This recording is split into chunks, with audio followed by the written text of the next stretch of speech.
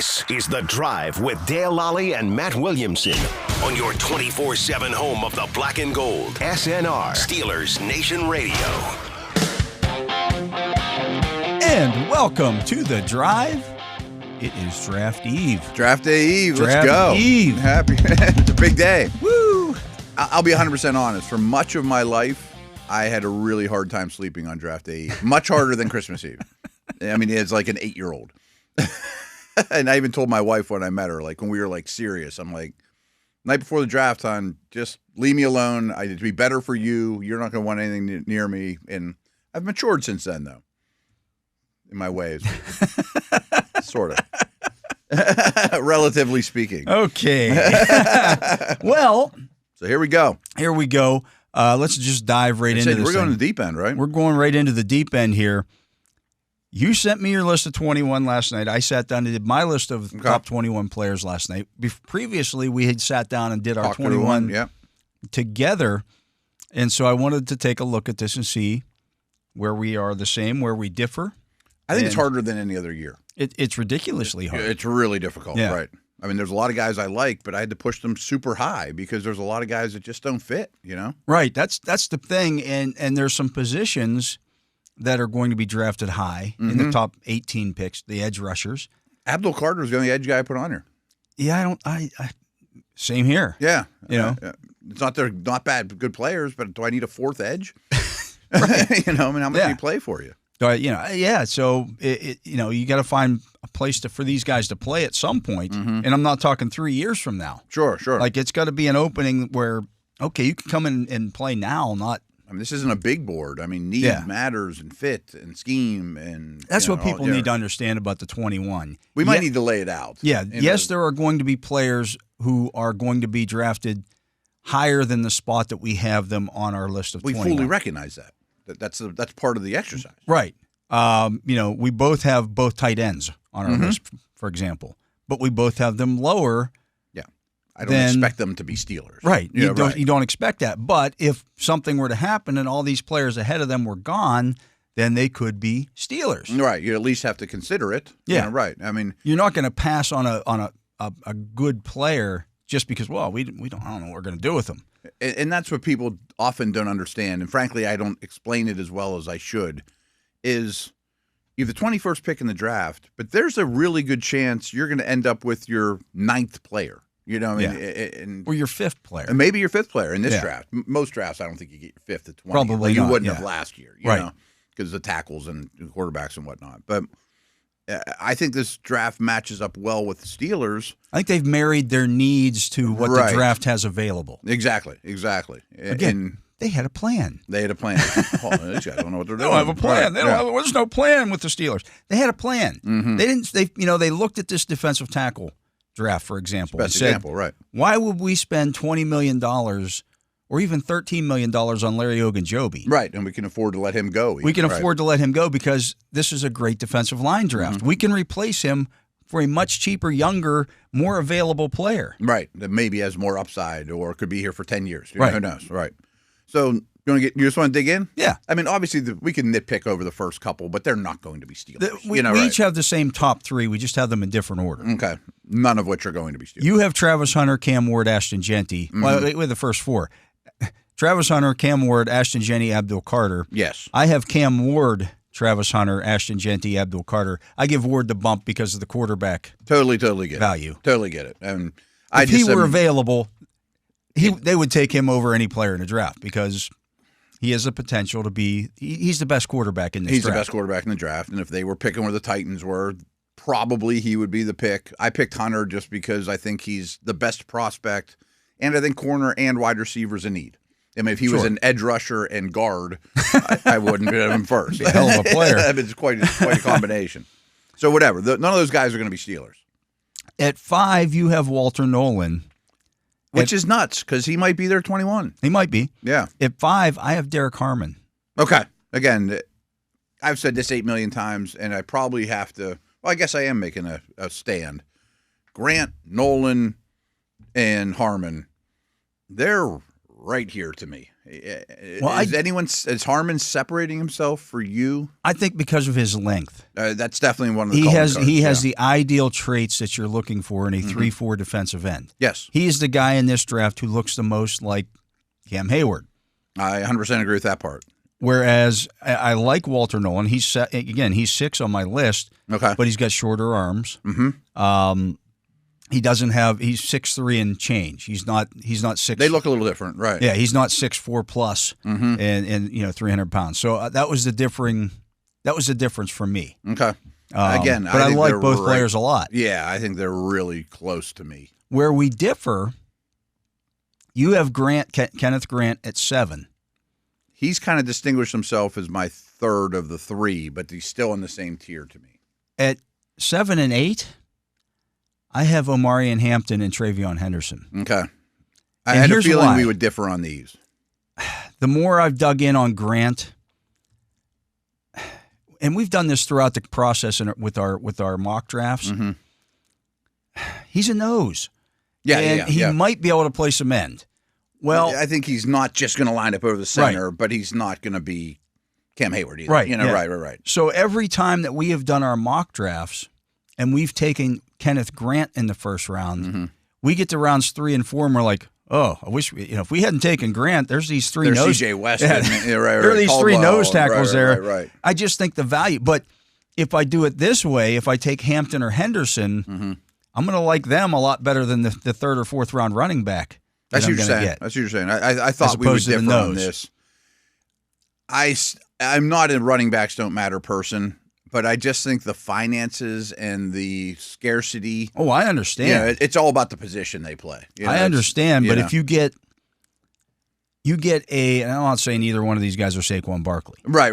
But if you get, but I can see Pro Bowls in their future. Yeah, right. That's the thing. If I get a guy who's going to give me 1,500 total yards over the next 5 seasons every year. Yeah. That's a lot of yards. That's a lot of touches. And they both contribute in the passing game a lot. Yeah. Which is, if they were just one-dimensional, they'd be way That's down why the I've list, I've moved Henderson way up in my rankings. When we initially did our running back rankings, I had him at number 2. And then I bumped him down to 3 behind Hampton because I'm like, okay, the size Sure. is a difference there. Hampton ran better than I expected. I'd say Hampton's athletic stuff's really strong too. But Henderson's the best pass protection block or back in this draft. Goes a long way. He could be an every down back at 208 or 209 pounds. And he's not little. No, he's not little. People think he's Willie Parker sized. Yeah. I think he even plays bigger. Yeah. In terms of every down stuff. So and I really think they want to run more of the outside zone stuff. The guys that they've drafted on the offensive line tell us that they want to get guys out on the edge.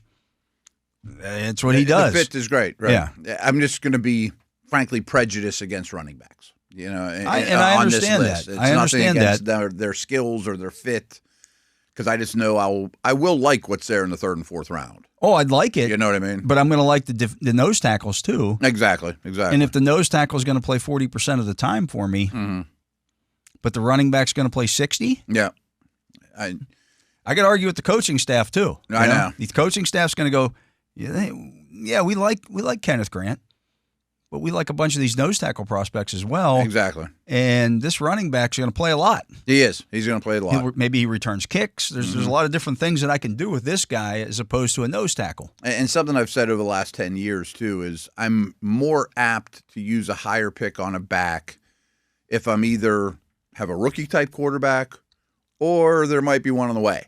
And I think that's a nice safety valve for a rookie to have an outlet throw, a guy that's good in protection. I just feel happy handing him the ball and taking a play off and exhaling. Yeah. This is getting to me a little bit. Let's just hand it to our Pro Bowl back over and over.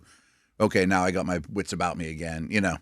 But I just don't think there's many human beings like Kenneth Grant walking the earth either. I understand that.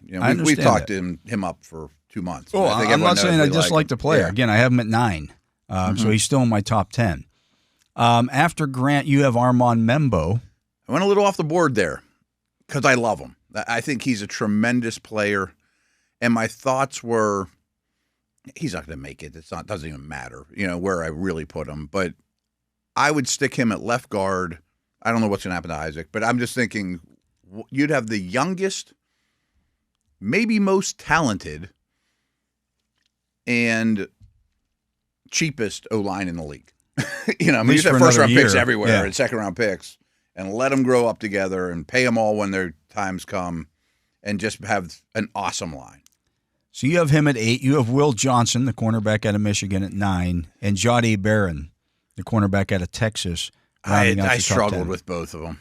I put Johnson over Barron just because I think I would rather have an outside guy than an inside guy. I understand that. But I don't love his tape from this past year. I don't think either's going to be there at 21. Again, I was a little prejudiced against running backs. But I have Hampton right behind them. Yeah. You know, where are you at, like your 6 through 10-ish? 6 is Nolan. Hampton is 7. Travion Henderson, 8. Kenneth Grant, 9. At 10, I have Shedeur Sanders. I get it. I think at some point, if those other options are no longer available. Right. I mean, that's what this whole exercise is about. Yeah. If all those are gone, what do you do? What do you do? Yeah, yeah. And it's very unlikely that all 9 of those guys would be gone. Right, right, right. Very unlikely. But you might trade down, though, and all of a sudden the wrong guys fall. Or, right. You know, right. That's why you do this. That's why you do this. I don't have them that much further on the list. I have them 13. At 11, you have Amarian Hampton. Mm-hmm. At 12 and 13, you have Jalen Milroe and then Shedeur Sanders. I know. And originally, well, I've said on the air I would take Milroe over Sanders for the Steelers at 20 or wherever the pick is. If it's 121, 221, if they're the two choices, with the assumption that there's a veteran and they're going to sit all year. I mean, part of the beauty to Sanders to me is I think he's ready to play soon, and I don't want him to play soon here, you know. And I'm swinging for the fences. I know that's going to be an unpopular take. How could you possibly take Milroe over Sanders? I just want to swing for the fences at that position. I think I've made that clear. I have at 11, 12, and 13, Will Campbell, Armand Membo, then at 13 and 14, Tyler Warren, Colston Loveland. Mm-hmm. Which I'm about to get to some of those guys too. It's kind of no man's land. Like, they have to be on the list because there's a place you would take them. But, boy, it would be an unbelievably unlikely scenario that they're there and your guys aren't. Right. You know like, I mean? could see one of those tight ends still being there at 21. Right. But the reality is probably 3 or 4 of the guys that we have ahead of them on our list are also there. Yeah. But you have to respect the prospect. Right. I mean, they are really good prospects, as are Membo and, you know, some of these other guys. At 14, you have Travion Henderson. Yeah. I have Hampton a smidge above him just based on size. Then you have Warren and Colston Loveland. Which won't be Steelers, but I wanted them on the list. Yeah. At 15, I have Matthew Golden after Warren and Loveland. Okay. I really shied away from the wide receivers. I kind of did too. I mean, they're way down the list. I have Golden at 15, Tet McMillan at 16. I have them both right next to each other, but about 5 spots lower than that. Yeah. At 17, I then have Jahdae Barron and Will Johnson, the cornerbacks. Okay. I feel like I have them too high, but I don't think corner is not a need. I just look at both of those guys, and they were both primarily zone players in college. Will Johnson didn't run. I know. Barron. Like, I don't think corner's a huge need, but if it was Derek Stingley, I would have him way higher. Right. You know what I mean? Yeah, like, right. I don't they would love be higher on the board either. You That's know? why Travis Hunter is at 2. Yeah, exactly. And the Steelers would primarily play him at cornerback. That's what he would do. Absolutely, and then run some routes or whatever. Yeah. Right. So you have after Loveland, I put Mason Graham on the list this time, not to make our fans happy, but I figured he could do the Ogunjobi stuff. I mean, I respect his game enough, but he would be a part-time player. He'd be a part-time player, right? So he's pretty low. I mean, he did not make my list. Okay, and I have him, and I didn't do it on purpose. I just came up with these other 21 players that I would take. I mean, he's my 4th D tackle. Yeah. And I still think D tackle's a need. He would be useful, but he would not be a great fit, and he would not be an every down player. People will be complaining 3 years from now, oh, he doesn't fit the scheme. Right. Yeah. It would be Ziggy Hood all over again. Right. He'd be out there on nickel and dime all the time, and that's a lot, but that's not worth the 5th pick in the draft. I mean, yeah. That's for sure. At 18, you have Josh Simmons, the offensive tackle from Ohio State. 19, you have Will Campbell. I have a lot of concerns about Campbell. I mean, like, I would have a really hard time taking him at 4 if I'm the Patriots. I'm not even sure he's a great guard, but he's a good football player. I think at 21 he would be a steal. But he completes your line. Yeah. I mean, you'd be thrilled to have him there. Yeah. I mean, a lot of this is just, how can I go get these players on the open market? And Simmons is a left tackle, and they're super valuable. So at some point I would take them. Then at 20 and 21 you have Golden and Tet McMillan. Yeah. After Barron and Johnson, for me at 17 and 18, I have Gray Zabel. Okay. The offensive lineman from You'd North play him at Dakota guard. State. I'd play him at guard, Right. and I considered him. be quite happy about it. At 20, I have Trey Amos. I actually did 30, not on purpose. I just wrote down all the names that I considered, and he wasn't far off. He was 26. You have him at 26. Yeah. Amos does play a lot of man. I don't see any holes in his game. I don't see any holes either. That's why I have him as close as I do to Barron and Will Johnson. I could see them liking him more, and they did bring him in for a visit. Yeah, no, that's a good point. I think he's going to be a good player, and he'd be a great number 2 opposite Porter or 1A or whatever. You know, I could see the argument for him. At 21, I was torn between a bunch of the other prospects. So I put Jackson Dart on there. Did you? I don't see any. I mean, you're never going to get to 21. Never going to get to 21. But Frankly, if you trade it back to 31, now maybe that's in play. Yeah. I mean, even if you took someone at 21 and he's sitting there at 40, I mean, some of these names are going to last well into the second round. Mine just missed were Alexander and Tyleek. Because of the position they play, I love them a lot, but I don't think they're premier prospects. Yeah. You know, You the then other guys have- are better at what they do. At 24, you have Egbuka. At 25, you had Luther Burden. 26, Trey Amos, as we said. 27, Siobhan Ravel. 28, Shamar Turner. He didn't make my list at all. I've really liked him more and more. I've studied him. We don't talk about him a lot. I just think he's a real good fit. He's a nasty dude. I mean, he plays really, really hard. I think he'd fit in real well here. 29, I wanted to bring him up. Yeah, Alfred Collins, and then 30, Caleb Johnson. I'm liking Johnson more and more, too. I think he's faster than people think. He's got a track background that I didn't recognize. He ran high 4.5s, but he runs away from people. Yeah. So that's our 21 as we sit here a day before the draft. Our final answer. Final answer. And it was a much harder list than most years.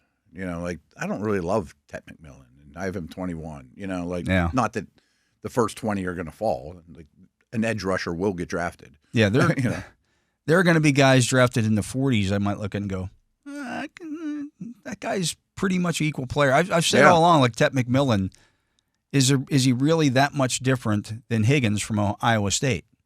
Not that much different. Higgins might have a better career. He's more athletic. He's more athletic, and he doesn't dog it a lot. He's equally. Their size is almost equal. Yeah, like, I don't see a lot of difference there. I don't see a massive difference between 4 and 24. You know, I mean, if Campbell and Mason Graham go 4 and 5, I don't think Graham goes in the top 5 anymore. I don't either. I mean, but he might fall out of the top 10. I could see why. Yeah, I could see why both those guys. My co-host said, it was interesting. He said Mason Graham and Campbell are basically the same guy. They're both a little undersized for their position. They're probably safe. You won't hate taking them, but you're not going to be thrilled, and you're not going to be a plug-and-play left tackle or dominant 3 technique forever. You know, like, they're okay, but most years they go 12. If that. If that. I mean, I don't know if they'd go, It's just what this draft is. But it is. Let's get to a break. He is the Matt Williamson. I am Dale Lolley. You're listening to The Drive here on the Steelers Audio Network. Matt and I will be back with more right after this. And we are back. I'm Dale Lolley. He is the Matt Williamson. And, Matt, we're seeing a lot of people's final mock drafts coming out here. Big boards and all that. You know, get your final answers to the test. Final answers to the test. And, Charles Davis has put his out on NFL.com. And I don't know what to believe in. I'm starting to get a better idea. I think some things are starting to settle in. Yeah. It's almost past lying season when you start to kind of get some truths down. Let's go through this and see, as we go through this, if that would be our pick or if we think somebody else is going in that spot. Okay. So at 1, he has Cam Ward. That's 100%. The top 3 are That's boring, it. At 2, he has Travis Hunter to the Browns. I think the Browns might trade out of that spot. Did you hear the Jerry Jones stuff? So remember yesterday was basically media day across the league. Well, unlike most teams, the owner of the Dallas Cowboys also spoke. Owner / GM / Grand Poobah. And no one's going to tell him no. Right. He can do whatever the heck he wants. And he wasn't even asked, but he said, we're working on 2 substantial trades right now. Like, unprovoked. And now all the speculation is they're trying to get to 2 to get Deion's buddy Hunter. That's probably all smoke. I thought he said current players. That was some other thing. That maybe they're after Tyreek Hill or, that's been, but everyone's, what's Jerry mean? Who are they trading for? It's weird you'd say you're in the middle of making trades. If you if you believe everything you read out there's about 10 teams in this draft looking to move up. Now, if you're looking to move up, you're looking to move up for a certain player, which you're not going to do at this point until you know how that top goes. But you think the Browns have a chance to trade out of there? I think they do. I think it would be wise. I would get as many picks as possible, and maybe it takes Sanders. We've talked a lot about Hunter, and in theory, Hunter sounds great. Oh, we're going to get a great wide receiver and a great cornerback. Yep. But we've talked about the issues that runs you into. And exactly. if you're, I said that on the air today too. If you're taking him and saying, okay, we're going to play him. For the Browns, he'd be a wide receiver. Right. If we're going to take him and play him exclusively at wide receiver and then mix in some cornerback stuff, is he going to be happy that we're doing it enough, or is he going to push to play full-time both ways? And we don't have a cornerback need. Yeah. I think my exact words on the air today were, Hunter's my number 1 player in this draft. He was my number 1 guy in our 21, blah, blah, blah. But if I get a boatload to get out of 2, and I need all kinds of O-line I haven't had my quarterback yet. I haven't had a day 2 pick. I haven't had a day 1 pick in a couple of years.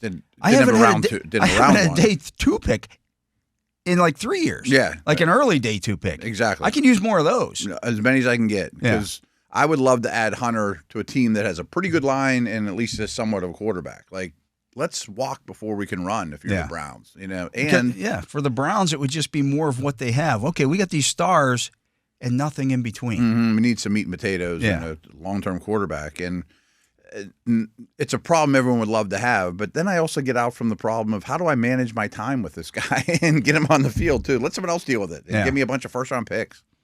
At 3, the Giants take Abdul Carter. Yeah. I think those 3 are almost set in stone. Ideally, they would be a good fit for Travis Hunter. They would probably much prefer Hunter. I would think so, yeah. Would you offer something small to the Browns just to swap? Because Carter would be fine for the Browns too. Yeah. Carter makes more sense for the Browns, given what they have team wise. I'd think about it. I think Hunter's a better prospect. The problem is they draft too close together the whole way through the draft. They're right next to each other the whole way through. You just swap. And they both need a quarterback, and they're both going to be kind of paddling in the same waters. Yeah.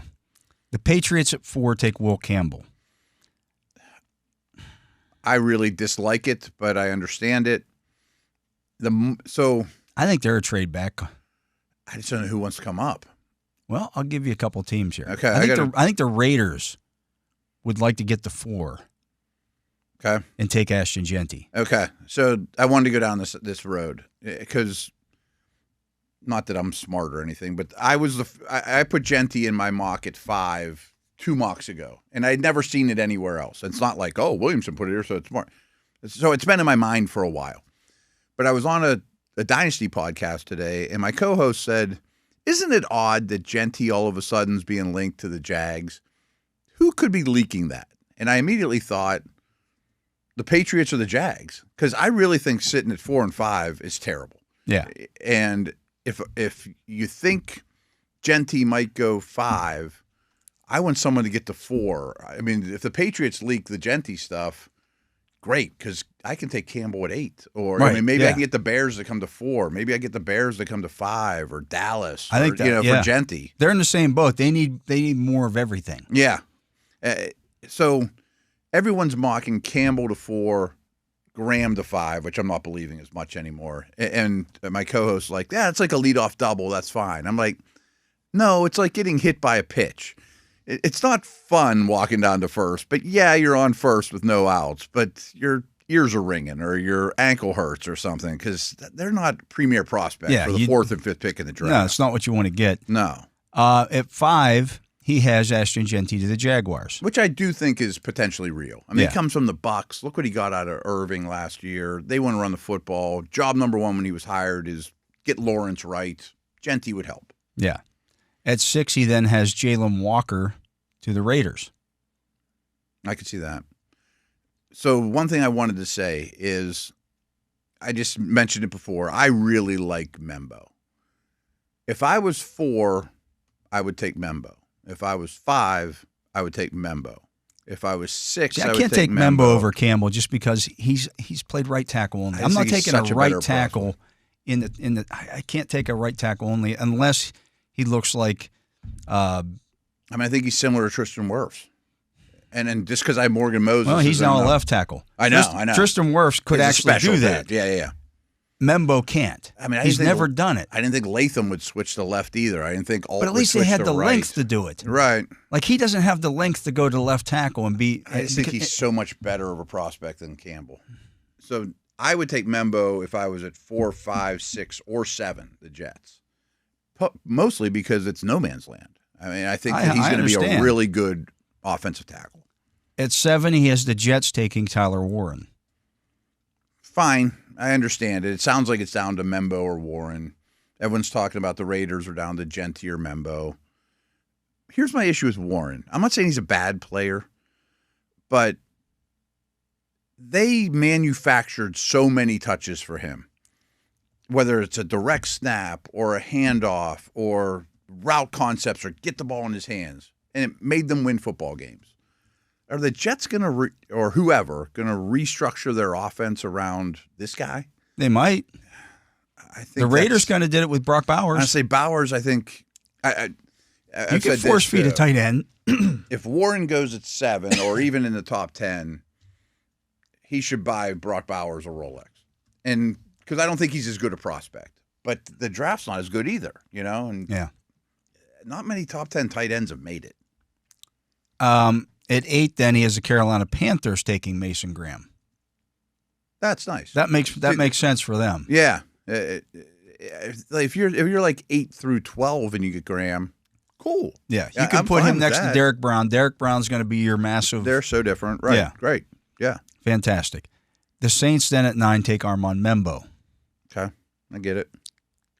At 10, the Bears take Mykel Williams. I think he's going to go high. I think he's going top 10. Yeah. At 11, the 49ers take Shamar Stewart. I can see that too. They're looking for traits. They want big people. They're a pure four-man front. They don't want Walker. Yeah. They don't want a 240-pound guy. At 12, the Cowboys take Teteroa McMillan. That's becoming a little chalky too. I would take Golden there, but I can understand both cases. Yeah. At 13, Will Johnson goes to Miami. I don't know what to do with Will Johnson. I don't know what to do with Miami. Well, Miami should know a lot about him. What's their connection? The owner is Michigan. Huge donor of Michigan. Yeah, that makes sense. At 14, the Colts, this makes way more sense. Take Nick Emuari. Now you're talking. Yeah. Yeah. Everybody in the world mocks them a tight end, and I think it's just because mockers want to get them in the top 15 or whatever. I don't know that these tight ends are. Well, I won't say that because I was going to say they aren't worth the high picks. I like both players a lot, and there isn't a lot else to pick from. But the Colts should not go tight end. At 15, he has the Falcons taking Derek Harmon. Wow. There's more buzz about him and Nolan going pre-21. Nolan is still there. Mm-hmm. At 16, the Cardinals take Jihad Campbell, a linebacker from Alabama. He's a perfect example of someone that didn't sniff our top 21 that has a very good chance to be off the board. Yeah, he will go somewhere in that range. At 17, Emuari didn't make my top 21 either. Right. 17, the Bengals take Malachi Starks, the safety out of Georgia. You'd love 2 safeties to fall. Yeah. And Shamar Stewart, and yeah. That would make a lot of sense for the Bengals. Like, they've been searching for that since they let Jesse Bates walk out the door. Yeah. I'm not saying they wouldn't make that pick, but I bet there's no chance Watts gets past their second round. They just hired Notre Dame's defensive coordinator. He's smart as could be. Jesse Bates, I think they'll take a safety high. At 18, the Seahawks take Jahdae Barron. Okay. Anyone could take him, and I wouldn't bat an eye. Not an eye, yeah. At 19, Tampa Bay takes Donovan Azareku, the edge rusher at Pretty Boston early, College. but I get it.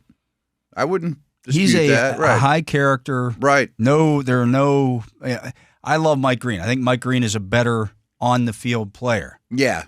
But there's some off-the-field stuff that I'd really have to know a lot about. I'm a Mike Green fan on the field. He played at Marshall. He's got short arms, and there is stuff off the field. Yeah. He got kicked out of Virginia for an alleged sexual assault, and then had another sexual assault charge filed against him. Right. None of which were convicted. There were no convictions on any of this stuff, but it's there. Oh, he went to the podium and brought it up. Yeah. Where Ezereku's pretty Ezereku's clean. like a choir boy. Mm-hmm. And he's long, and he's productive, and right. At 20, the Denver Broncos take Omarion Hampton. I could absolutely see that. Or Henderson. I could see them taking it back there. Yeah. 21, the Pittsburgh Steelers then take Kenneth Grant. Okay. In this scenario, I could understand Grant or Henderson for me.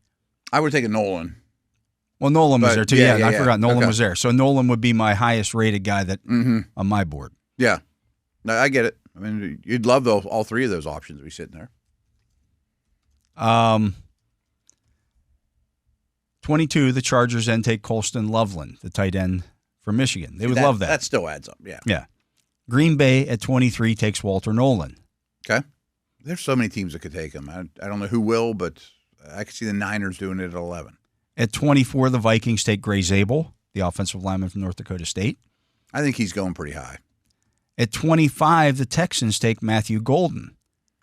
It's just almost as big a need as O-line. Kelvin Banks is still there, though. There's a lot of buzz that he's going to go high just because he's safe, and I think the world's come around that he's a left tackle. Yeah. At 26, the Rams take Emeka Egbuka. Okay. I mean, I guess Adams is older. 27, the Ravens take Josh Simmons. Wow. They don't need a future left tackle, but too good to pass up, I guess. At 28, the Lions take Tyler Booker. I like that. At 29, Kelvin Banks goes to the Commanders. See, I don't see all these offensive tackles falling this far. They just traded for Tunsil, too. Yeah. I think the O-linemen are going to go higher. I bet Banks is gone when the Steelers pick. At 30, the Bills take Maxwell Hairston, the Kentucky quarterback. Okay. They prefer bigger guys, but. Kansas City takes Mike Green, the edge rusher out of Marshall. It could work out real well. They don't care about Right. They don't care, stuff. And he may have a dozen sacks for him. And at 32, the Philadelphia Eagles take Mason Taylor, tight end out of LSU. I said that 3 weeks ago. Yeah. I could see him going to Kansas City, too. Yeah. I think one of those two picks is a possibility for sure, especially if Goddard gets traded. Yeah. Which sounds like it's possible. So that is Charles Davis's latest mock draft, his final mock draft on NFL.com. We're going to get to another break. He is Matt Williamson. I'm Dale Lolley. This is The Drive on the Steelers Audio Network. Matt and I will be back with more right after this. And we are back. I'm Dale Lolley. He is the Matt Williamson. And, Matt, we do have some league news happening right now. Oh, really? Yes, we do. Bring it on. 2025 Pro Football Hall of Fame game will be played between the Los Angeles Chargers and the Detroit Lions. Okay. Are there Chargers or Lions going in this year? There usually is. I don't think there's a Lion. Gates is in, yeah. Good call. Lions, I don't think. I can't think of any Lions that are going. Calvin's already in. Barry's in. Right, It's probably been a while since the Lions have played in that game. Yeah. It's an easy drive. They do like to do that too. We can get a bunch of the Lions fans are all fired up about their team. Mm-hmm. They'll actually drive from Detroit down to That is pretty close. Yeah, it was 2-3 hours, okay. And they'll fill up that stadium along with the Chargers fans who have a guy going in. Yeah. Okay, that adds up then. Yeah. And Gates is actually kind of a local guy because he played. True, Kent State and all that too. So maybe a big weekend a decent for them. contingency. Yeah, I'm sure that's why they chose the Chargers. There were some other players that they picked, but That makes a lot of sense. I was sitting there wondering originally, and I didn't think of Gates, but yeah, that absolutely makes sense. It's kind of a pain in the butt for teams, but you also get to the open camp a week earlier. Yeah. And you get one more 60-minute extravaganza for your rookies, you know? So the game is set to be played July 31st. Typically, just doing this out of my memory here, they'll go, as you mentioned, to camp earlier than everybody else. Mm-hmm. But typically, we're in camp for about 4 or 5 days. Oh, you're trying to do the math backwards. I'm doing this back. Like everybody asks me, hey, when's Steeler training camp opening? Yeah. Well, first clue has been dropped. The first clue has been dropped, yes. Okay. We probably guessed that the Steelers' opening of training camp will happen 4 or 5 days before July 31st. Okay. That makes sense then, right. So their camp will be a week before that. Yeah. Okay. So somewhere around 25th-ish. 24th, 25th, 26th, somewhere in there. Maybe even the 27th. Okay. All right, cool. So there you go. Make your plans. Make your plans now. Yep. Start getting hotels booked and somebody's going to book a hotel for like the 24th, and they're going to go to camp on the 27th, and they're going to be cursing us. Right. I'm stuck in Latrobe for 4 days, and there's no Steeler training camp here. Matt and Dale, what have you done? Hey, go to the golf course. Go to Sharky's. Warm up the school and actually, for us, the way the rules are set up now at the CBA, the first week of training camp, it's kind of a carryover of OTAs and minicamp. Yeah. They're not in pads. Make your plans to come to training camp after July 31st. I say June 1st-ish or after August 1st. Or yeah. I'm going backwards. Somewhere in that range. In fact, the Hall of Fame game or enshrinement is August 3rd, which I believe should be like a Sunday, something like that. The game's Thursday night. Okay. Yeah. So that Saturday or Sunday is probably the Steelers' first day in pads. That would make sense. So maybe that's plan for that. That's what you're there. Looking You go. for. That's what you want to do. The NFL is so great at pumping up all their events, but like the Hall of Fame game, everyone gets so excited about. That's fun for about 15 minutes, if that. Yeah, it wasn't fun for Sean Sweezum. I can tell you that. Training camp is awesome, but the first practice or two is not real exciting. Yeah. It takes a while. The players aren't real excited to jam themselves into those little tiny locker rooms. I don't know if they've refurbished those things, but the last time I was there, They Canton you're talking about. The locker room was about as big as this room. Yeah, high school plays there, right. Small.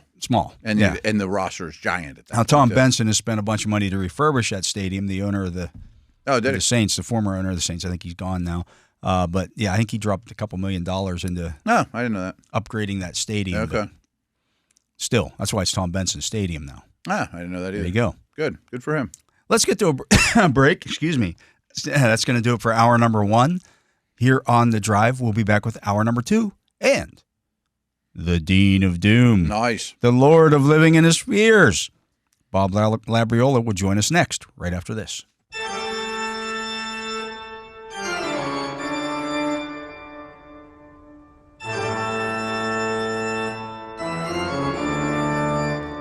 And welcome back to The Drive. Here on the Steelers Audio Network. I am Dale Lolley. He is the Matt Williamson, and you know by the imposing music, yes, that the Dean of Doom, the Lord of Living in His Fears, is now joining us on the Justin Miller Hotline. How you doing, Labs?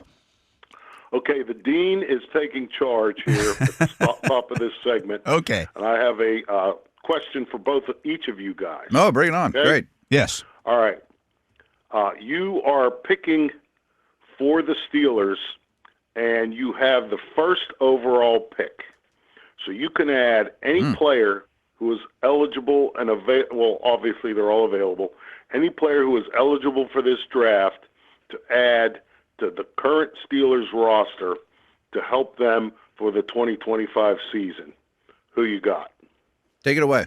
I know both of our answers. We kind of we just did our top. We just did our top 21 in the opening segment, and you're probably going to disagree with this, but I'm taking Cam Ward just ahead of Travis Hunter. And I'm taking Hunter just above Cam Ward because I think receiver and corner are minor needs, and I frankly think he's a very, very special prospect. And I'm a Ward fan, but I will dip my toe in the quarterback market next year. Okay, interesting. Okay. Interesting. Who are you taking? Yeah. Well, I'm gonna. I don't know enough about Cam Ward. Mm-hmm. I've watched a little TV.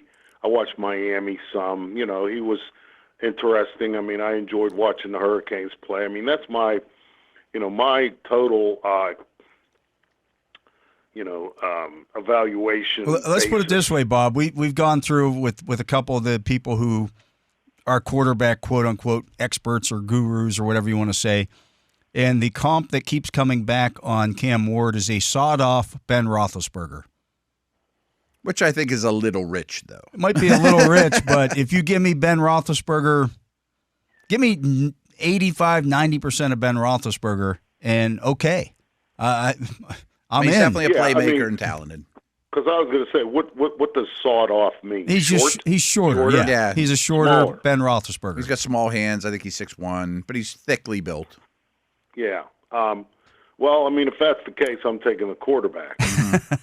But I mean, again, I am admitting, my deficiencies in the talent evaluation area every year because I don't see anything except, when I'm watching college football on Saturdays. And so I'm kind of a victim of who's ever on TV. Mm-hmm. But the Travis Hunter pick to me is interesting. So where's he playing? There would be some juggling. I would mostly play him at receiver for the Steelers. I think he's basically an equal prospect at both and is the best corner and the best receiver in this draft. So even if he can't do both, I think you'd be really happy with it. But I would try to at least get him out there on offense, 3rd and longs, 2 minutes, when there's 2 minutes left in the game and you need a touchdown to win, even if he's only running a short route or a condensed route tree. I think he's pretty special. See, I'd play him at cornerback because I would too. I mean, I'd start him there, yeah. But I would start him. You said you start him at wide receiver.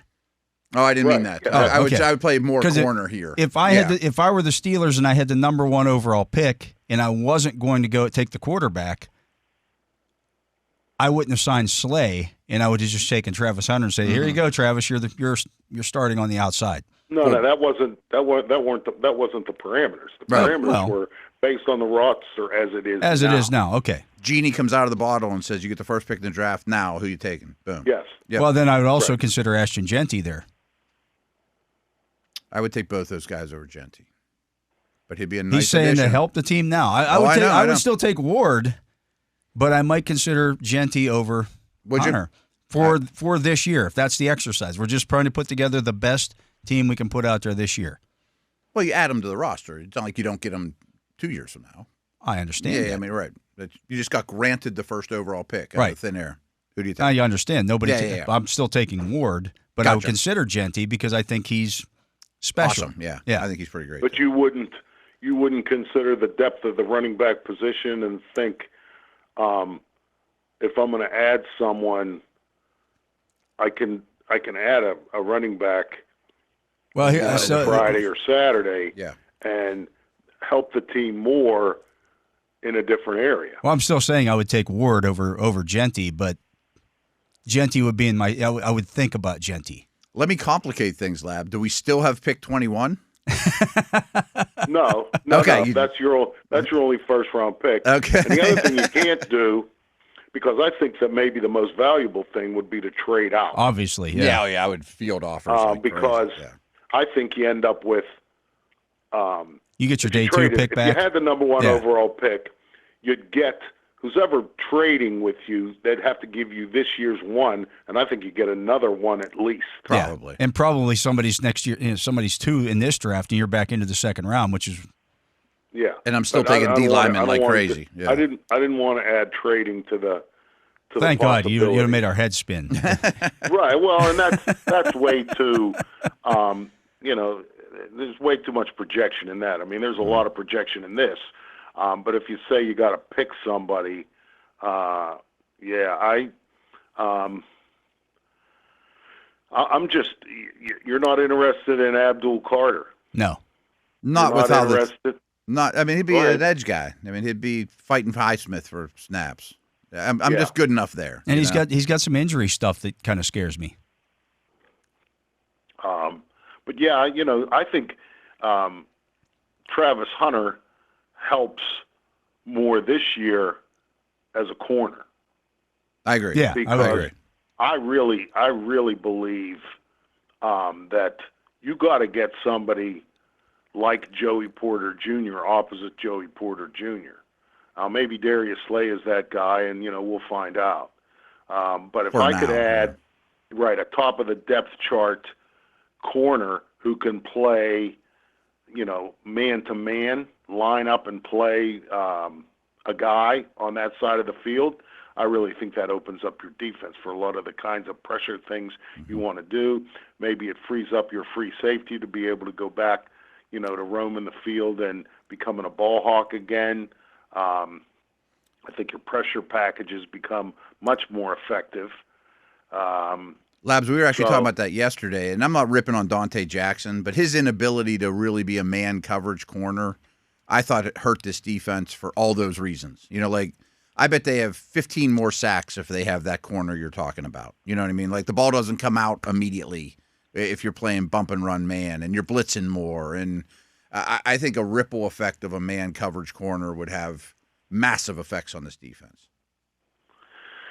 Okay, well, interesting. I agree. I'm agreeing with you. It's your show, so you can go back now to talking what you want to talk about. I'm satisfied with my contribution. What would your thoughts on Shedeur Sanders be at 21? And I know you haven't broke down his footwork and his reads, but you're familiar with him. You don't live under a rock, and you know who his dad is and all that. I mean, I'm not big on it, but I can understand it. Yeah, I don't know. I'm going to be honest here too. When I watched Colorado the last 2 seasons, I rooted against them heavy because his dad to me is just insufferable. Insufferable. And let me say this too, in fairness to Dion, I think a lot of it has to do with the way the media fawns all over him. Mm-hmm. This Coach Prime crap to me that's not your name. Right. So I'm calling you by your name. Coach Sanders if you want, or Dion, or Sanders, or whatever. But that whole Coach Prime genuflection that was going on every time he was talked about just turned my stomach. So I am going to acknowledge that a lot of I watched Colorado through that prism of my bias or attitude to how that was unfolding. Now, I don't know necessarily that Dion would be a pain in the butt once his kid is in an NFL team. And I don't know enough about Shedeur. I just don't. Mm-hmm. I certainly am throwing out pretty much everything he did when he played at Jackson State. Yeah. Because he had Travis Hunter. And he had Travis Hunter. Well, right. And you're playing at that level. Right. Yeah. Right. You have him. You had maybe the best player in the country. He was voted the best player in the country last year or this past season, and you had him playing at that level. And you're an NFL quarterback playing at Jackson State. Yeah. Right. And the other thing was, he got sacked a lot, but was that because he was holding on to the ball too long or, a quarterback issue, or was that his offensive line just stink? I think it's all the above. I think it's both. Yeah. Well, see, and that's what I mean. I don't know enough about him to say that this guy is worth a number 1 pick or not. I just don't. Labs, correct me if I'm wrong, but I remember when Dion was even in his prime, he wasn't the most popular guy in Pittsburgh either because Steeler fans thought Woodson was the best corner. A lot of people thought Dion was the best corner, and he didn't tackle. I just remember him being not popular around here. Oh, yeah. Yeah. And Woodson being a Steeler had a lot to do with that, and I will always I love this story when Dion was a baseball player, and Kurt Schilling, I believe, was pitching for the Red Sox, or maybe it was the Phillies. Might have been the Phillies, yeah.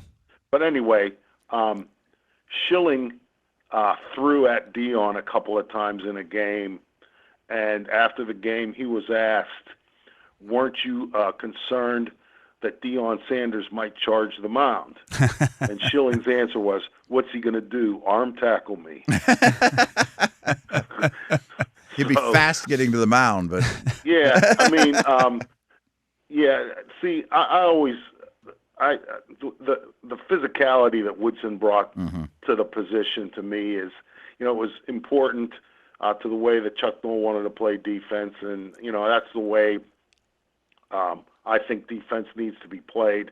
You have to be able to run support, come up, make tackles, those kinds of things. The whole the way Deion was used as an NFL player a lot, I thought, just shadowing a receiver, and he was always praised for taking that guy out of the game. Well, first of all, it was in the 90s, and the NFL offenses weren't as sophisticated passing offenses as they are now.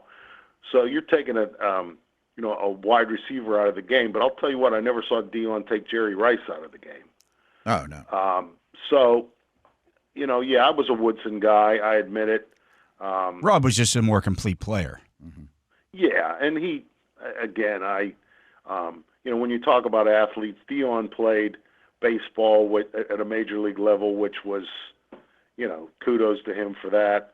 But I think a lot of people either forget or don't recognize, when you're a world-class hurdler, a guy who at one point Woodson had the fastest time in America in an Olympic year in his event, those high hurdles.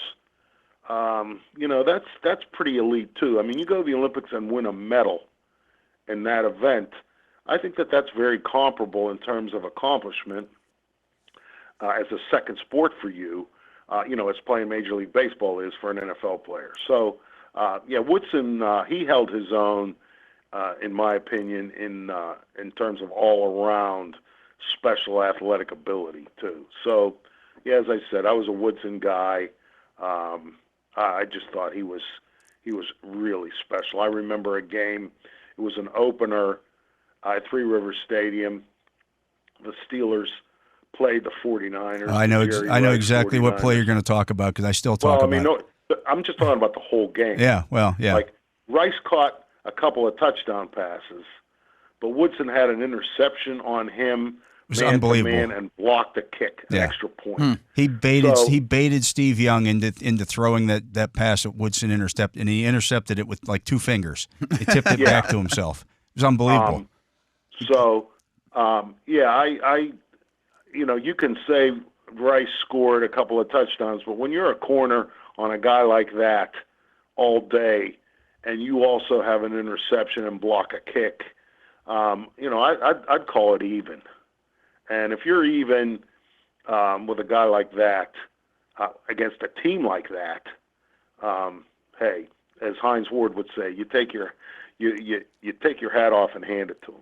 Bob, he also caught punts like he was a center fielder, which I loved. Right. Yeah. You've covered a lot of these drafts, as we will start to do tomorrow. Is Woodson one of the biggest surprises that you've seen over the years that the Steelers took? Well, I will tell you this. Tony Dungy told me this story after, the draft, actually some years into Woodson's career. Dungy was the defensive coordinator at the time. Pro days and all that stuff were not as nearly as sophisticated, nor as ballyhooed as they are now.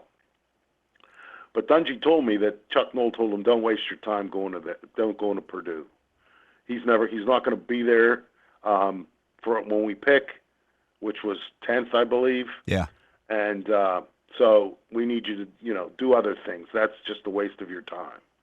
So that was, to me, a sign of what the Steelers thought of this guy. When you're picking 10th, you don't even bother, allocating any resources because you don't think he's going to be there, and you need to allocate those resources elsewhere. But, then the Browns is the Browns, and they picked Mike Junkin. Well, it's not just the Browns, because if you look at that 87 draft, I was getting there. The only Hall of Famer selected was Rod Woodson. Well, but I mean, in that top 9 picks, then the St. Louis Cardinals, Kelly Stouffer. Yeah. Ooh. There was that one. Green Bay took it was Vinny Testaverde, Cornelius Bennett, Alonzo Highsmith, Brent Fullwood, Mike Junkin, Kelly Stouffer, Reggie Rogers to Detroit, Shane Conlon to Buffalo, Jerome Brown to Philadelphia. Jerome Brown and Brown was a really good player. Was a really good player. Bennett was a 2. Yeah, Cornelius Bennett was a good player for a long time, but they weren't Rod Woodson. No, and I remember, as that draft was unfolding, everybody knew that Jerome Brown was going to the Eagles. That was a done deal. That was like Reggie Rogers going to Detroit, and Brent Fullwood to Green Bay too. That was an accepted, people. That was an expected pick. It turned out to be a bad pick, but that's what everyone thought was going to happen. Right. So once it came to Buffalo's pick, I remember sitting in that room at Three Rivers Stadium, and you're looking at the board thinking, the Steelers are going to come out of this with either Shane Conlon or Rod Woodson. And, at the time, Shane Conlon was a very good player, yeah. And I think either one of them would have helped the Steelers, but I mean, Woodson is a Hall of Fame guy, however 70 interceptions or whatever he ended up with. I mean, just a special all-time Steeler. My favorite pick in that draft went 2 picks after Woodson to the Dallas Cowboys, who took Danny Noonan. Noonan. Noonan. Yeah. who went on to star in movies. Right. They took him after the movie. Did the Olympics scare people off with Woodson? Because I know he kind of used that as a holdout situation. He was considering the Olympics. I know this. Yeah. I know this, that his agent, I think it was Eugene Parker, was using that as leverage. Leverage, for the contract. And at one point, and Jim Boston, who was the negotiator at that time, he told me that after a little bit, because they kind of thought that the track thing, the Olympics, was just an excuse or a negotiating ploy. Mm-hmm. But Buff went to Dan Rooney and said, we better start taking this track stuff seriously. This guy could go to the Olympics and win a medal. So, it became... it was real. It became real. And, Woodson didn't sign until, November or October or something like that. Yeah. Now, when did you put him in the Superman costume? That was maybe 1990. Okay. I think. I don't remember the exact year, but that's when Woodson was, because I remember the 1990 season. That was the Joe Walton mistake, and the Steelers went the first month of that season without scoring an offensive touchdown, and they actually won a couple of games. One of them because Woodson returned a kickoff for a touchdown, and another, I don't know why they won the other one. But Woodson did everything. And so I think it was USA Today first that said something about, he looks like Superman. And I thought, there's an idea for a cover of Steelers Digest. And, Mike Fabus, God rest his soul, the photographer at the time, convinced Woodson to wear the Superman costume, okay? So we shoot the picture and did it at that at the grass field over by the Kaufman's warehouse, a little short walk away from Three Rivers Stadium. And so he had to walk there in the Superman costume? No. Oh, okay. He changed. There was a little... it was a phone booth? Yeah, nice. Yeah. Exactly. No, but it was like a shed or something over there that he was able to go in and change. So anyway, he changes, wears the costume, shoot the picture, changes out of it. So then the issue comes out, and that was when the rest of Woodson's teammates saw it for the first time. So the amount of ribbing, I'll use that word, that he was taking from his teammates was considerable. And Woodson's story at the time was, that's not really me. They just superimposed my head on that photo.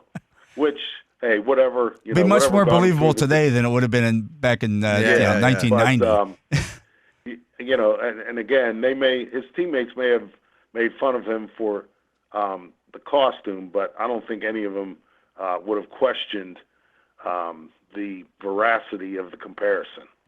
No, not at all. Not at all. Anybody else stand out over the years that you? Boy, I had no idea that guy was going to fall to them, or can't believe that guy was the pick there. Didn't think he would still be on the board. Not that jumps out at me. Maybe the Polamalu trade up. Well, yeah, that was because once the trade was done and the pick was made, then there was no. It was more about the trade. Yeah. That was wow. It was shocking, because that was the first time in franchise history the Steelers ever did that. Yeah, and they moved up a bunch. Like they came way up to get him. 27-16. Yeah. Worked out. And it's interesting too. I throw this out a lot too. People thinking that you can trade back from 21 to like 28 or 29 and get a second round pick. Well, when the Steelers traded up from 27 to 16, they flop picks. Obviously, you always do that. Right. But they got a 3 and a 5, and you're moving up to 16, which to me is a lot more significant than moving up to 21. And they moved up to 16 and didn't have to give up a 2. So while the trade down thing sounds good, and hey, maybe it works out. I hope it does. But the assumption that you're going to trade down but not out of the first round and net a number 2 pick out of it, I just don't think is realistic. Yeah, I don't think it is either. I think you're probably looking at getting another day 2 pick and maybe a little sweetener on the back end of it, which I'd still be interested in if you can get to. Maybe right. Maybe that's worth it too. Yeah. But I just don't think that a team is going to give you a 2 to move up. Yeah, you're not trading into the top 10, in the bottom third of the first round. Yeah. Hey, I hope there's a team out there dumb enough to do that, but I just don't think there is. Well, our guest has been Bob Labriola, the Dean of Doom, the Lord of Living in His Fears, and, how many drafts is this going to be for you, Labs? Oh, God. Let's not talk about it. Well, I mean, what was your first year? First year, working for the Steelers was 1988, but I was there in 1982 when they picked Walter Abercrombie. Yeah. So there's that. So it's been a while. And I'll tell you what, you're going to be living in your fears, Dale, because you got writing to do like I do. Yeah. And if tomorrow ends and the Steelers didn't make a first round pick, good luck coming up with something to write that day. Well, I could live with that. I could write about the trade. There's all kinds of things you can find to write about, and I'm also going to have to be talking at the same time. So I got to talk and write at the same time, which is always fun too. Well, okay. Gotta love draft day. I'd like them to make a pick. That would be good. I would enjoy that. Yes. And they just they've never done. They don't trade out of the first round anymore. They haven't done that since the '60s, other than trading for Minka Fitzpatrick. Trading out to the first round. Yeah. Right. And actually, it was 60s, early 60s. Yeah. So I don't expect that to happen, but before Dan Rooney accepted Buddy Parker's resignation, quote unquote. Anyways, we'll let you go, Labs. I know you got a lot of busy stuff here to get to, but we appreciate you stopping by as usual. He is Matt Williamson. I am Dale Lolley. You're listening to The Drive here on the Steelers Audio Network. Matt and I will be back with more right after this. And welcome back. I am Dale Lolley. He is the Matt Williamson. And, well, the last one. The last one is here. Okay. And the picks are in. All right. 21. We're using the ProFootballNetwork.com mock drafter today. They seem to give us more realistic trade offer type things. Okay. A little bit more. We are up at 21. And the players available: Derek Harmon. Good. Malachi Starks. Nick Emuwari. Josh Simmons. Tyler Booker. Walter Nolan, Gray Zabel, Nick Scourton, Emeka Egbuka, James Pierce, Jackson Dart, Amarian Hampton, Donovan Ezereku, Kenneth Grant, Luther Burden. Okay. I would certainly field offers then. There's a lot to pick from. Yeah. We have offers. The Cardinals, who traded back with the Browns. Oh, okay. This is interesting. Are offering for pick 21 and 156, picks 33 and 47. Ooh. That's an interesting build. Yeah. I'd strongly consider that. Buffalo is offering picks 30 and 56 for picks 21 and 185. What's a better deal? I would have to be looking at the numbers. Well, 33 and 47 is as opposed to 30 and 56. Yeah, okay. For the same 2 picks, right? For 21, Arizona wants 21 and 156. And what was Buffalo? Buffalo's 21 and 185. Okay, so they're similar. Right. Similar. And the Chargers are offering picks 22 and 256 for pick 21. I always think that's a little bit cheating. Yeah, I'd consider the other 2. All right, I'm going to reject that one. Okay. I want to look and see what Arizona has other than those 2 picks. Okay. Because I 156, I'm still very interested in making. Oh, yeah, we usually get good players there. Yeah. And I don't know that I want to trade out of the first round. Yeah, I know it's in name only. You're picking at 33, but there's I mean, it's an early There's segment. players there that I like and I want, and if we get all the way down to 33, I don't know if they all make it that far. Oh, I understand. Right. I'm like trading away from a good player. That's one thing that both Mike Tomlin and Omar Khan said yesterday. Like, hey, we're not going to trade away from a player that we like. We're players that we like. I mean, I might like the Buffalo angle better. It's a higher pick. Yeah. So the Cardinals have 33, 47, 67, 78, 115, 152, 225. That's why they can offer. They picked up. They got extra picks from the Browns. Yeah, deal, obviously. I don't want to trade out of the first round. Okay. Well, then tell them no. Yeah. You want to talk to Buffalo? Let's see. I'm going to reject Arizona's call. Buffalo's at 30 and 56 for 21 and 185. If we go to 30 and 62, which they also have. Oh, they got 2. And give them 229 instead of 185. I'd be just as fine with that. I would rather do that. Okay. I don't need 56 necessarily. No.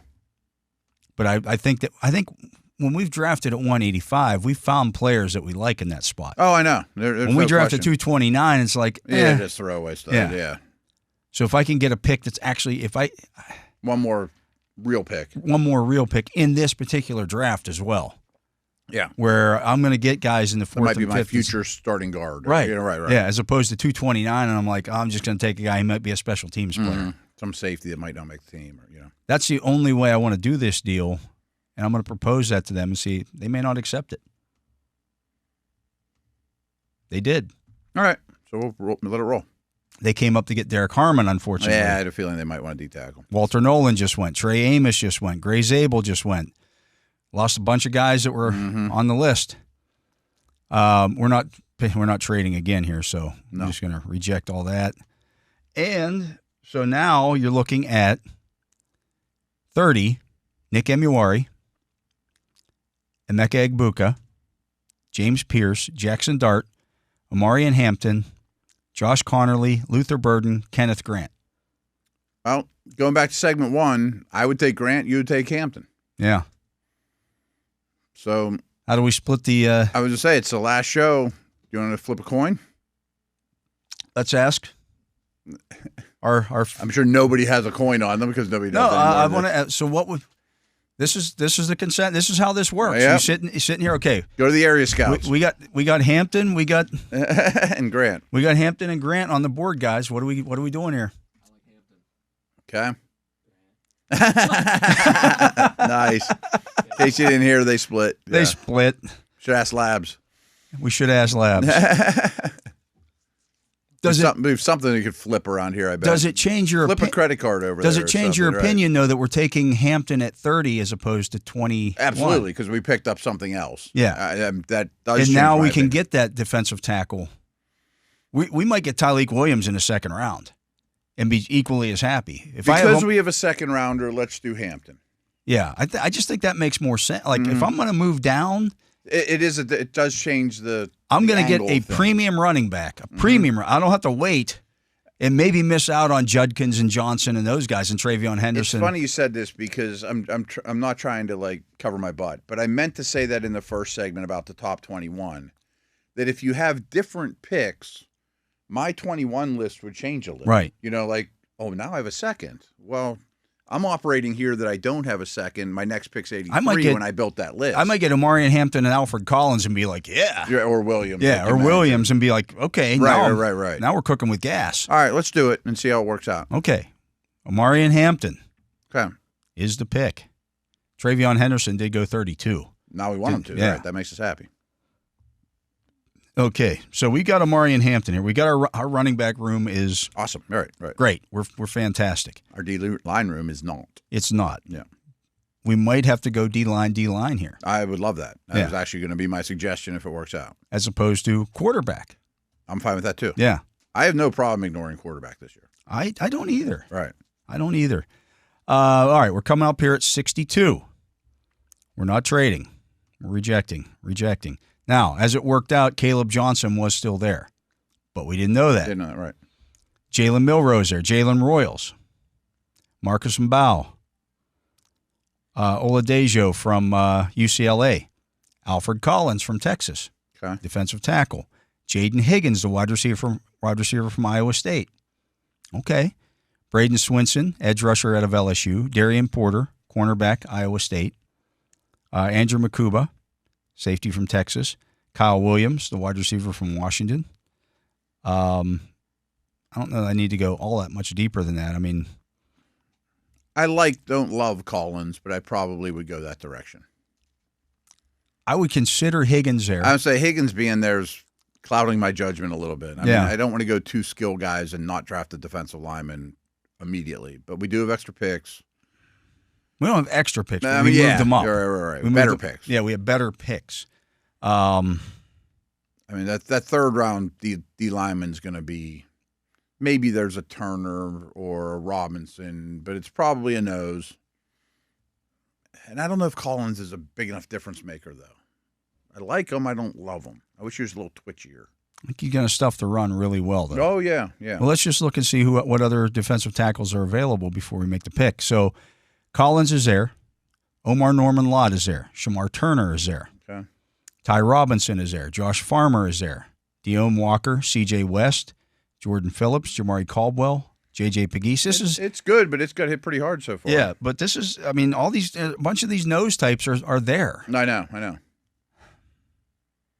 I might even take Turner over Collins. I was just going to ask you, do you go with a guy like Turner? I had Turner 2 spots ahead of Collins, outside my 21, but in my top 30. Kind of for the same reasons why we had Grant behind Nolan and Harmon, because he's an end. I think I'd go Turner. I get it. The more I study him, the more I think he's a Steeler fit. Yeah. I mean, his playing temperament is nasty. He's long. I don't have a problem with that. All right. You can go Shamar Turner here? Yeah. I can't go receiver, running back with my first 2 picks. That's your second-round pick. Originally, you sent for DK Metcalf. That's your second-round pick. Yeah. This is a bonus pick. I mean, Higgins being there probably would have been my highest-graded player. Yeah. But, in that instance, maybe somebody would have given you something good for Higgins. Right. I don't, All right, so we're now down to 83, and the player's still available. Ty Robinson. Probably don't want to do both those, but I like both of them. Josh Farmer. Maybe. Deone Walker. No. C.J. West. I'm just looking at the defensive tackles now. C.J. West, Jordan Phillips, Jamari Caldwell, J.J. Pegues. Are we both consensus? I'm not 100% sure, but several times in the last couple of weeks, we have taken Caldwell over Farmer. Yeah. And I would have said a month ago we would have taken Farmer over Caldwell. Caldwell's more nosy. I know. He's rounder. Yeah. I think I have Caldwell ahead of him. Here's a little curveball to throw at you. Yeah. But we don't have to go back to back. Top player available right now, Jalen Milroe. I like that. At 83. Do we think that's realistic?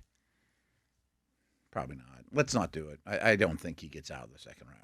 Okay, so the other players still available then, Marcus Mbao, Barrett Carter, these are in their rankings. Emory Jones, the offensive tackle out of LSU. Chris Paul, the linebacker from Ole Miss. Tyler Shuck, quarterback from Louisville. Latham Ransom, safety from Ohio State. Jacob Parrish, the cornerback from Kansas State. Ashton Gillette, edge rusher from Louisville. Kyle Kennard, the edge from South Carolina. Cameron Williams, the offensive tackle from Texas. DJ Giddens, the running back from K-State. See, that's the argument that I have for taking Omari and Hampton or Travion Henderson in the first round.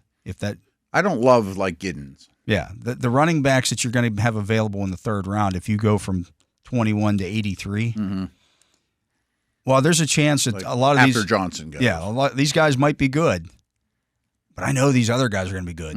Like I have a pretty good. The bust rate is much lower. Agreed. Put it that way. Agreed. I'm just looking here. Charles Grant is there. Will Howard is there. Noel Williams is there. I mean, I'd consider Shuck. I'd consider Noel Williams. I'd consider Mbao.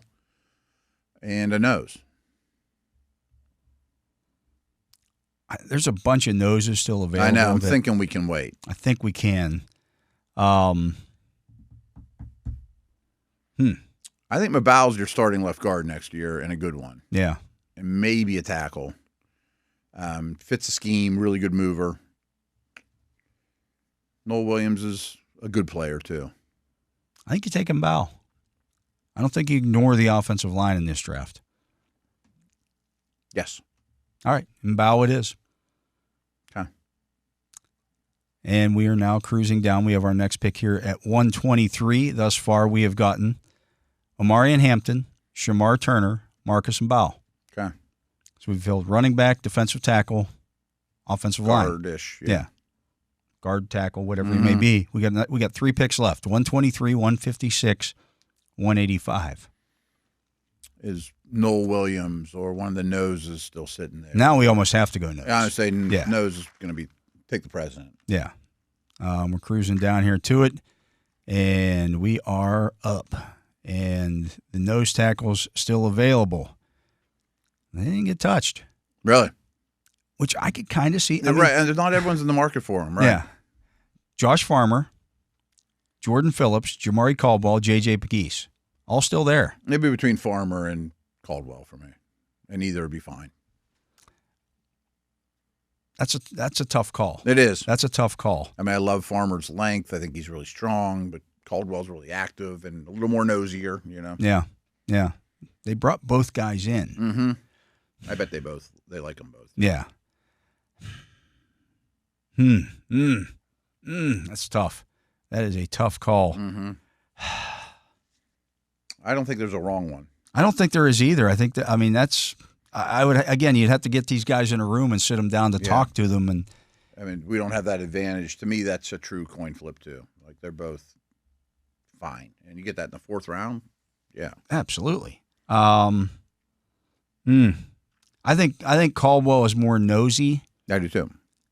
I think you go with Caldwell since you already got your end. Okay. I think Farmer can do all the above, but you know. Yeah, I do too. But I want a true nose. If I'm gonna go for a nose, I want a true nose. He is. Yeah, Farmer to me is more Keanu Benton.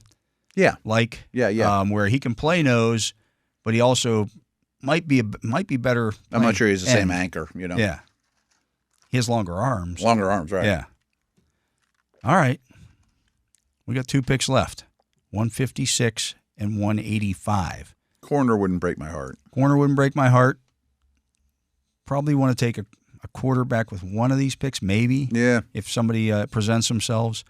We're up. Top players available. Dante Thornton, wide receiver out of Tennessee. Somebody asked him. He's intriguing to me, too. Somebody asked me about him today on yesterday's show on the message board. And I said, look, they said, isn't he like Martavis Bryant? I'm like, Yeah, he's Martavis Bryant in that he can run deep, but he's not built like Martavis Bryant was. Martavis Bryant was thick. Martavis Bryant was a freak. Yeah. I mean, he blew me away with how Gumby-ish he was and how well he bent. That's not a fair comparison. That doesn't mean Thornton. They both run fast. They're both and they're tall. Both tall. Right. But Dante Thornton's 185 pounds and 6'4". Right. Like he's that's not a change direction. Right. Pencil thin. Right. I think he's going to have trouble getting off press coverage in the NFL. Oh, I think he needs a year, especially coming out of that weird offense, too. And they said, well, could he be a replacement for George Pickens? No. He would be one of 3 guys that would have to replace George Pickens. Yeah. I mean, he might be your number 3 someday. Yeah. And he's not George Pickens' replacement. Yeah. Danny Stutzman, the linebacker out of Oklahoma. Aronde Gadsden, the tight end from Syracuse. Jalen Travis, the offensive tackle from Iowa. Savion Jones, the edge rusher from LSU. Johnny Cornelius, offensive tackle from Oregon. Riley Mills, the defensive tackle from Notre Dame. Dylan Gabriel, the quarterback from Oregon. Doesn't do it for me. Thomas Fadone, the tight end from Nebraska. Kyle Monongae. I see him much. Running back from Rutgers. It's a little picked over here. I'm going to go. Kyle McCord is still there. Josh Gray, the guard, but we already took a guard. Mm-hmm. McCord would be fine, but what corners are available? Usually this is a pretty nice area for a Zaw Frazier, Upton Stout, Jalen Smith. It's pretty well picked over. Yeah, Zaw Frazier is kind of interesting. You want to go McCord? Yeah, I mean, so Dylan Gabriel, Kyle McCord, Curtis Rourke, Max Brosmer, Brady Cook, the quarterbacks have gotten pretty well picked over. Mm-hmm. I think I'd get a quarterback here. Yeah. I'm fine with it. I was hoping somebody would blow our doors off at a different position. I would too. It didn't happen, I was too, and it didn't happen. Sometimes it does, sometimes it doesn't. Yeah. Okay, we got 1 pick left here at 185, and this is what we gain from. Yeah, we don't have the late throwaway type pick anymore. Yeah. There should be something quality. There should be somebody here that we think is either a developmental. I mean, someone that's like pretty much guaranteed a roster spot. And, yeah. You're happy to have them. All right, so we are up here at 185. The players available: Riley Mills from Notre Dame, the defensive tackle. We would have done 2 of them, though. Jalen Lane, the wide receiver from Virginia Tech. That's intriguing. Yeah. Jack Kaiser, linebacker from Notre Dame. Simeon Barrow, defensive tackle from Miami. Brashard Smith, the running back from SMU. Aeneas Peebles, defensive tackle from Virginia Tech. Jamin Dumas Johnson, linebacker from Kentucky. Keaton Crawford, safety from Nevada. Mitchell Evans, tight end, Notre Dame. I kind of like him. I like him. Yeah. Zaw Frazier, still there. I like Evans, I like Frazier, and I like Lane, the receiver. Yeah, those 3 are they would all be intriguing picks. Ferguson can block. I mean, he's a typical Notre Dame. He can block. He's never going to be a star. Yeah. Evans, yeah. Him and Ferguson, I get mixed up. But he'll be a guy that sticks in the league for 10 years. Yeah, if that's your 3rd tight end, I think you're in really good shape. Yeah. But I don't know if we've ever take taken that him. over Zaw Frazier, though, over the traits? That's a tough one. The RAS score, 9.36. No, I would say it's a strong one. It's a strong RAS score, whereas Evans is 7.25. Mm-hmm. Jalen Lane is 9.56. I know they're both great. They're both big time. And I know why you're bringing that up. I mean, especially with these late picks, the last 2 years, they have taken shots on athleticism. And I love that approach. My only problem with Lane is he's 5'9". Oh, yeah, I know. He's tiny. That's my problem, too. Is he's a little redundant with Austin and Wilson. He's explosive, though, and he's a heck of an athlete. I think you take Frazier. Zaw Frazier, cornerback, UTSA. If he can turn into a long man coverage corner, even if it's 2 years from now. Even if he turns into a gunner. Right. If he displaces James Pierre. Great. Now, if he's the same guy as Trice, it's almost worth it. Yeah, right. Yeah, give me a lot of those. Yeah, we're talking about a 6th-round pick here. So what we came out of this with was 1 trade back to 30. I don't know if they want to go to 30 or not, but we did in this mock draft. I didn't love that the Bills came up for a D tackle. No, I didn't love that either. But we got Amari Hampton at 30. At 62, which we took instead of taking 56, which is what they were initially offering, we got Shamar Turner, the defensive tackle out of Texas A&M. He'll play end for us. Yeah. Very active. 3-4 end. At 83, we got Marcus Abau, the offensive lineman from Purdue. At 123, Jamari Caldwell, defensive tackle from Oregon. At 156, Kyle McCord, quarterback out of Syracuse. And at 185, Zaw Frazier, the cornerback from UTSA. Just to show you the difference here, the pick at 229, if we'd have stayed there, ended up being, let's see, where's 229? Ended up being, it skipped on me there. It's round 7, pick 229. The Bills took, where are they at? There they are. Isis Waxter, cornerback out of Villanova. First I've heard him. Yeah. Yeah. That's what you're looking at. That kind of stuff's a big deal. And I talk about it all the time. Omar has a great history of these 2 years of almost every trade he's made, there's a late round pick swap that helps the Steelers. Yeah. You don't want to go back as far. You keep staying that. Right. As best as you can do in terms of in that particular draft. Especially during the COVID drafts, the 7th round was a real throwaway time. Yeah. It's getting better now. This one's not as bad. It's not as bad. This is really the last COVID year. And so it's a deeper draft. All the guys that stayed in school are now coming out, and that's why there was a couple drafts where once you get past the 5th round was a bunch of UDFAs. There are going to be some good UDFAs this year, I think. Oh, running backs, and maybe you find a defensive tackle that nobody find like a tight end that's useful. It's a pretty deep tight end. Edge rusher that. Yeah, I took one already. I can't find a spot for this guy. Yeah. But not bad. No, not bad.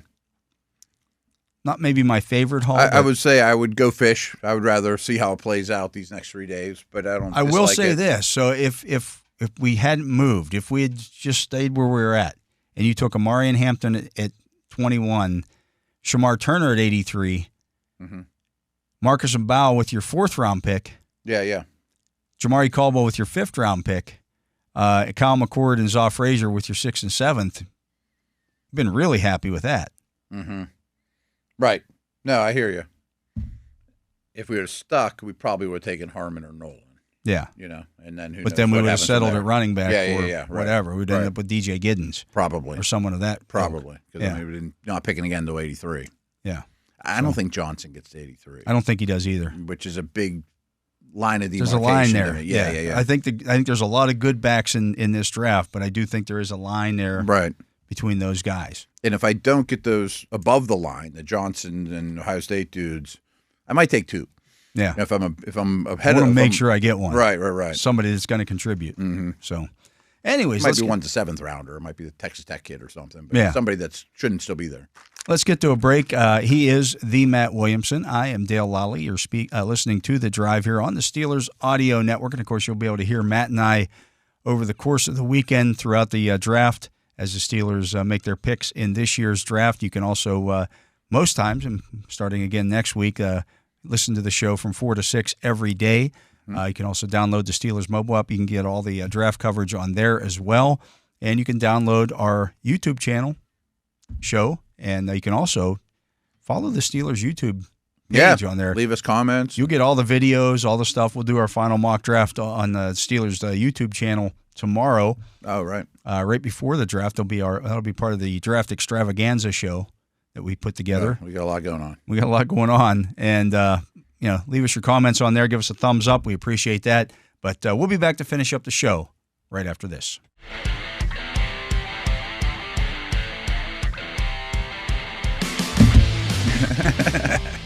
Gotta get the drums in there. Welcome back. I am Dale Lolley. He is the Matt Williamson. And Matt, when we come back on Monday. Yeah. Regular drive time. We're back on Monday. What do you expect the Steelers to have accomplished this weekend? Well, I do think, Steelers aside, I think this first round is going to be chaotic and wild, especially the second half. I think there could be a lot of trades late. And maybe including the Steelers, quite possibly including the Steelers, and maybe I'm going to go crazy. I bet they make 2 draft day trades.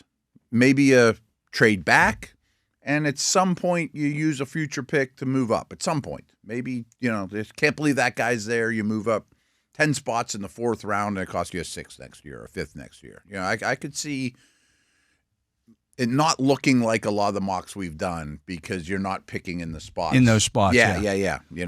I do think, and this because it's what we've done, I think you come out of this draft with 2 defensive linemen. That would be great. A running back. And then everything after that is kind of gravy-ish. Yeah. But those things have to happen. A D lineman and a running back. I think 2 defensive linemen and a running back. I know that they've signed some people that aren't household names. Fine. But you need to get younger at that position. That, to me, younger and more talented. Isaiah Loudermilk, with all respect, doesn't move the needle. The dude they signed for the Patriots doesn't move the needle. That's fine. That's depth for camp, and maybe somebody stands out. But in a D-line rich draft, that is my number one priority, is attack your D-line. Yeah. And the running back will happen. And it's kind of a carryover of what they have done in the last 2 drafts, in which Omar Khan and Andy Weidel have been setting the board and all that stuff. They've taken 5 offensive linemen in the last 2 years. Right. I mean, they took 2 in his first year, and they took 3 last year. 3 in the first 4 rounds last year. Oh, their intentions are very clear, and their plan is very clear. It just wasn't created overnight. It's a 3-year, 4-year plan to really get this roster sort of looking like the Eagles. Is what you're looking for here. And I don't think, regardless of what some of the fans feel out there, I don't believe this roster has as many holes on it as I don't either. As some would lead you to believe. I think it's a pretty solid roster, but the 2 holes are at defensive line and at running back. Yeah, I mean, and running back's not even a real hole because you've got 2 quality NFL running backs. Right? Yeah. When you really start looking at the depth chart of where could you put bodies to truly help. I mean, yes, you could upgrade anywhere. Yeah. I mean, but you're not going to get Darrelle Revis and put him over Slay. I mean, like, right. And you're realistic. Who's my 53 when it's all said and done, et cetera. There's not as many spots as you think, and I don't think they need to make 10 picks. You know, I mean, kind of quality over quantity. But 2 D linemen would be a nice quantity. I think that's been, like, in all the mock drafts that we've done, if there's a prevailing sentiment or prevailing idea throughout the whole thing, is that I do think that, again, quality over quantity is the biggest thing. Yes, there have been some mock drafts where we're going to acquire some extra picks here. Yeah. But then you start looking at it and you go, okay, how many of these guys are actually going to make the team? Yeah, and how can they? What's their path to helping? And having all those stuff. picks is nice. It is, and it's fun for mock drafts. But in reality, you probably don't have that many roster spots. And sometimes you get down the end and be like, I guess we'll take a safety because he helps on special teams. Yeah. You got 5 safeties that are probably going to make the team. Right? Yeah. I mean, like, how does that really work? Yeah, and I still believe that Aaron Rodgers is very much in play here in Pittsburgh. I think he's going to play football in 2025, and I think it's going to be for the Pittsburgh Steelers. I lean that way too, and maybe when we're down there, it'll kind of just be everyone just assumes it. Who knows? I'm just saying that having been down there, I guess you're down there more than me. Right. There's a prevailing sentiment feeling, that's going to happen. So, people guessing about this stuff, and the national, they're not guessing on what they think Aaron Rodgers is going to do. Right. They've been in constant contact with Aaron Rodgers. They have a really good feeling that Aaron Rodgers is going to sign. I don't care what he said on the McAfee show. I don't care what somebody said who talked to him once 5 years ago on a sideline somewhere. Doesn't matter to me. Yeah. That's a guess from them. People are trying to interpret what Aaron Rodgers said. They've talked to him directly, and they're interpreting their conversations to say that he's going to play football this season, and he's going to do it in a Pittsburgh Steelers uniform. They're not hoping and praying. No. Oh, boy, I hope Aaron says yes. No. I mean, they think he's going to say yes. Yeah. Right, and they're going to get this thing done. I assume he's told them, hey, yeah, we're going to do something here once I get my stuff taken care of here in my personal life. Yeah, but That's is fine. that right? Absolutely. He's not under contract with anybody right now. Right. He can do whatever he wants. Absolutely, but we shall see. When we return, when the drive returns, we're going to see each other a lot, but when the drive returns, let's go. We will start breaking down these newest Steelers and have fun doing all that, what the roster then looks like. Plenty of stuff to get to. Agents after that. Oh, yeah. I mean, all kinds of stuff, right. And then next thing you know, OTAs start to kick off here, and all the fun starts. And I do think across the league, maybe even as soon as next week, some more free agents will start signing. Oh, there'll be free agent signings maybe starting Sunday. I say even maybe even Saturday night. And Sunday, and some guys, maybe J.K. Dobbins or somebody, goes to a team or whatever. Those type of guys. If I remember correctly, I think the Steelers signed DeMonte KZ the the draft wrapped up, and we've signed DeMonte KZ. Like, they didn't get a safety in the draft, so they had one lined up. Right. Yeah, That's how it goes. The way that works. Anyways, for my partner, Matt Williamson, for Justin Miller here on site, running the Justin Miller hotline and helping us make our first-round pick there, getting us Bob Labriola today, for Tyler Vittmeyer, making sure our video gets out there onto YouTube. Give us a thumbs up on that. Leave us your comments. I am Dale Lolley. We thank you for listening to this edition of The Drive on the Steelers Audio Network. Steelers football happens here. The Pittsburgh Steelers Audio Network.